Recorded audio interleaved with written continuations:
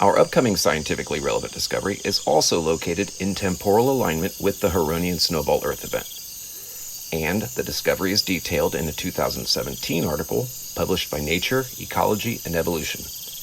In it, we find images of fossilized fungus-like organisms, and we can discover reasons why these particular clues cause astrobiologists to reconsider all of their previously formulated theories, which contain applicable factors to the timing of when protofungal earthlings first began their evolutionary journey.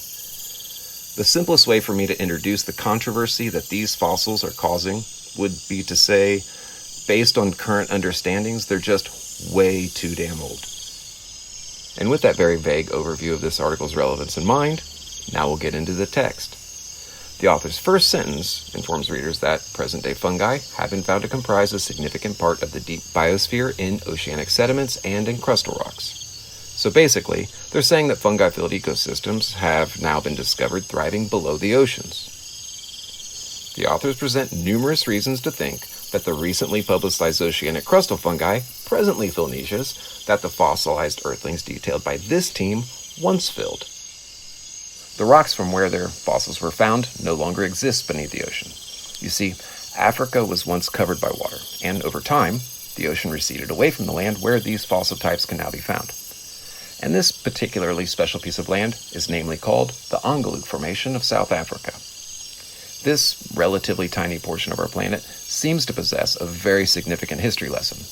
And as I've already mentioned, it's unfortunately a lesson that astrobiologists have not yet been able to figure out. So, the best we can accomplish right now is to study the clues before us, understand their mysteries, and then look forward to learning how they fit into life's evolutionary grand picture when related future articles become published.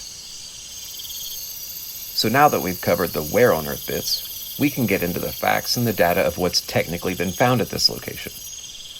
The authors state that in the Ongeluk Formation, there exists a Paleoproterozoic basalt. In other words, it's a 2.4 billion-year-old volcanic rock formation. They go on to say that this formation contains micron-scaled filamentous fossils, which appear in the vesicles and fractures of the basalt. The filaments form mycelium-like structures, and these structures grow from a basal film, which is attached to the rock's internal surfaces. The filamentous-like structures are described as being mineral-filled, and we can clearly see that they branch, they touch, and they entangle each other. So, to summarize the comparison made during this section of the article, in as few words as possible, the fossils appear indistinguishable from the mycelial fossils found in similar deep biosphere habitats of the Phanerozoic eon, where they are attributed to being fungi.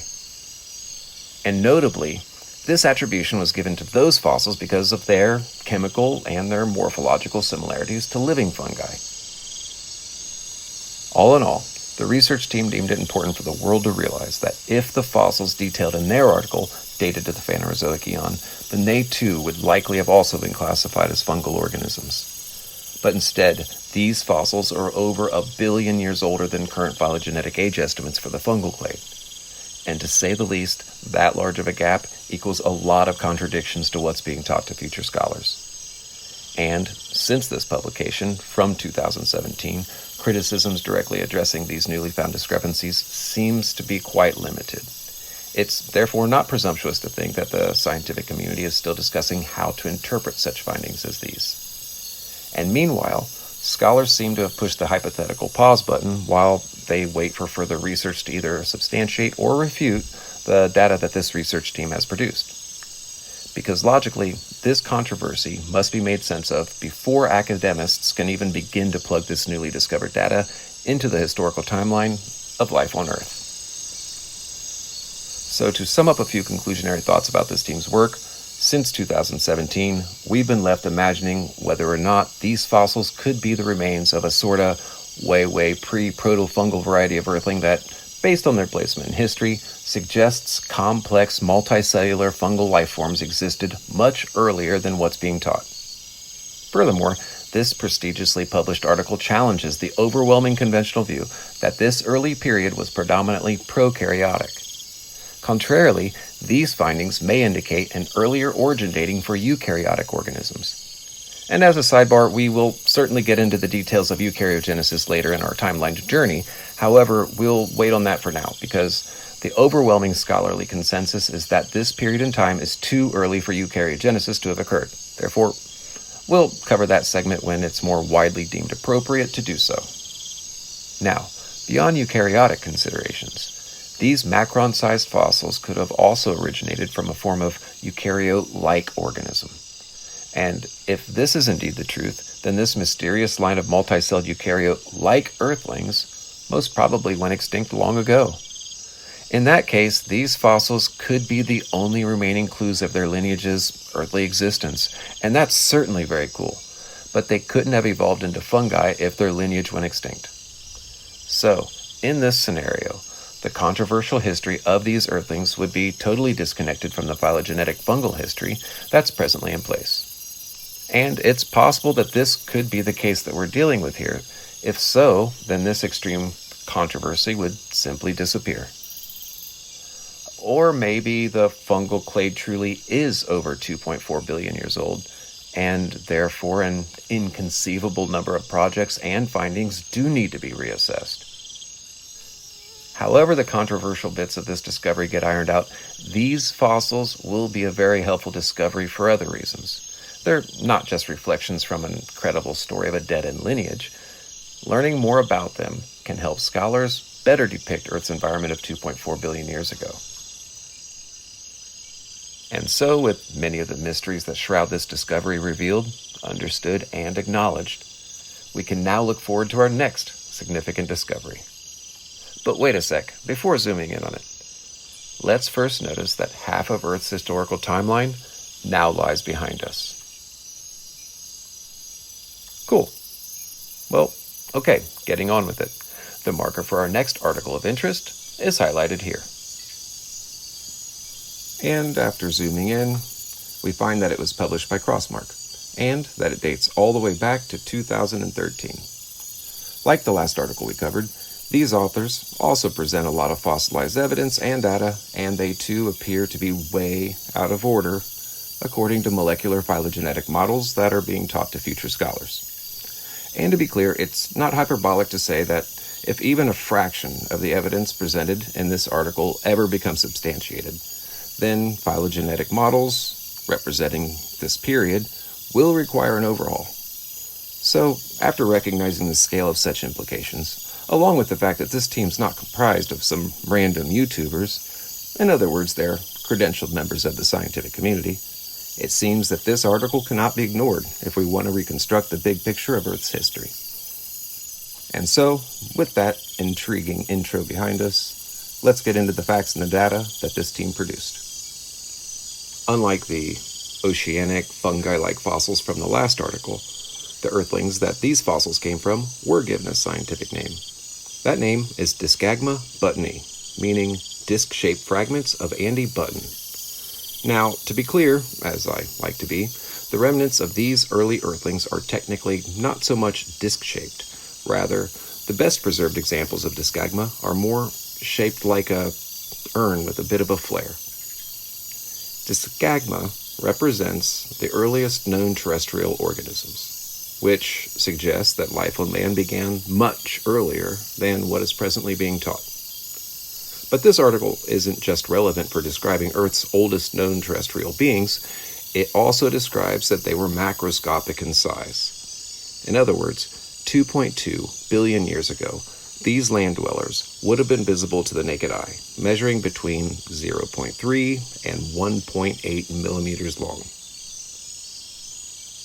And the team's collection of evidence indicates that when Diskagma thrived, they did so within the Neo-Archean and Paleoproterozoic landscapes. And while I'm Googling here, the authors stated that their findings are abundantly found within the rocks of uppermost Hekpoort, near Waterval Onder, Transvaal, South Africa. Here they were found in the freshly broken rocks of this deep highway cutting. And as an interesting environmental note, while Diskagma did live during the time frame of the Huronian Snowball Earth Event, the specific local environment it occupied, being Waterval Onder, South Africa, was at the time likely an interglacial pocket. In other words, It's thought to have been a temporarily warm and wet terrestrial surface, rather than the snowball Earth setting.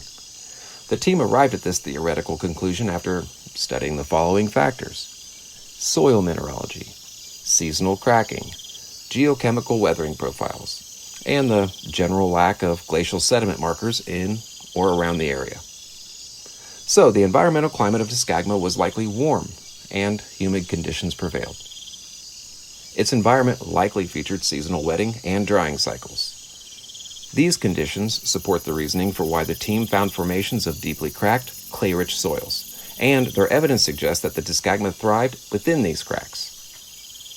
It was stated, both in function and in form, that these fossils resemble modern fungi. Their morphology can be described as having a central cavity with an outer wall. This indicates that they may have played a role in nutrient cycling, which happens to be similar to modern soil-dwelling fungi. Some scientists speculate that Diskagma could have played a role in weathering rocks, thus forming early soil structures, providing an ancient ecosystem long before the rise of complex plant and animal life. And as was the case of the oceanic fungi-like earthlings from our previous article, the discovery of these fossils has also sparked debates about whether they represent simple life forms or whether they are related to eukaryotes. And again, I have to say that we'll get into eukaryogenesis a bit later, but scholars are still teaching that 2.2 billion years ago is too early for such things. And finally, the team also claims that there exists the potential of a distant familial relation between Diskagma and modern-day lichen. Now, okay, there's a lot to unpack here, but lichens are another form of earthling that we'll discuss later in this episode. And for now, all we need to understand is that lichen consists of a symbiotic partnership between fungi and photosynthetic algae, or sometimes cyanobacteria. Now, most phylogenists will have three glaring issues with this section of these authors' well-detailed claims, because their accepted models depict that neither fungi nor photosynthetic algae had evolved yet. So that would be two of their issues. And they'd also say it's even less possible that symbiotic life forms existed this far back in time. And now is a good time to reiterate something very important. There has been absolutely no progression in Diskagma research since the day this article was published, May of 2013. Now, being unsure of what these fossils were, the lead author, Professor Gregory Retallack of the University of Oregon, is quoted saying, "They certainly were not plants or animals, but something rather simpler. They most resemble modern soil organisms called geocephan. Geocephan is a fungus possessing a central cavity filled with symbiotic cyanobacteria." Professor Retallack has also said that there's independent evidence for cyanobacteria, but not fungi, during this geological age, and that these new fossils set an earlier benchmark for the greening of the land. And here's another quote where he said, "At last, we have an idea of what life on land looked like in the Precambrian. Perhaps with this search image in mind, we can find more and different kinds of fossils in ancient soils." And the final quote that I found reads, "These new fossils are a promising candidate for the oldest known eukaryote, an organism with cells that contain complex structures, including a nucleus, within membranes." I think it's at least interesting to note that these are the thoughts ultimately going through the minds of this team of colleagues when their article was released. It seems that over a decade ago, they felt that their article would revolutionize evolutionary biology. Now, Professor Retallack's team obviously recognized that their article had glaring phylogenetic issues that still needed to be ironed out. I mean, it seems to be why they chose to place the word problematic in their article's title. The way I see it, this was decided because the team intended to openly and honestly express to readers that more research still needed to be done. Yet, despite technological advancements and more than a decade of time to use it in, no definitive classification of Diskagma buttonii has been established. Therefore, Diskagma buttonii remains a problematic fossil with uncertain biological affinities. Their morphology suggests eukaryotic features, but as of this episode's release date, this still remains neither confirmed nor denied. The fossil's age of 2.2 billion years predates most molecular clock estimates for eukaryotes, which presently happens to be set at approximately 1.6 billion years ago. And importantly, it's this temporal discrepancy that is the only clue as to why curiosity about this gift from South Africa has scientifically been ignored. I mean, if this persists, their fossils may need to be rediscovered. The best reasoning I can muster is that these fossils suggest something that is an extreme stretch from what's most broadly being taught.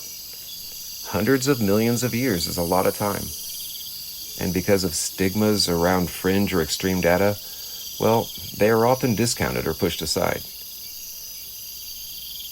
Here is a list of newly invented technologies that the pinnacles of scholarship could have utilized to shed at least some new light on these mysteries. Yet in all this time, and despite all of these cool and nerdy toys, further research of Diskagma buttonii does not exist.